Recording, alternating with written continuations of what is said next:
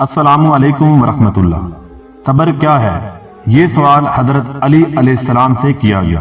امام علی علیہ السلام کی خدمت میں ایک شخص آیا اور عرض کرنے لگا، یا علی، صبر کی کتنی صورتیں ہیں اور وہ کون سا صبر ہے جو اللہ کو پسند ہے؟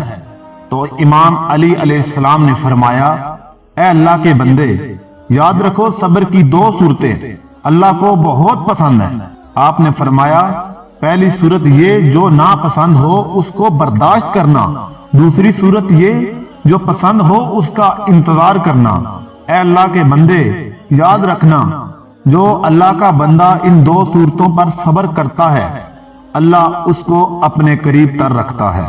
اللہ تعالی ہمیں نبی پاک اور اس کی آل کے صدقے صبر اور شکر کرنے والا بنا دے، اور جو ہمیں پسند ہے اس کا انتظار کرنے والا بنا دے، اور جو ہمیں نہیں پسند اس کو برداشت کرنے والا بنا دے۔ آمین یا رب العالمین۔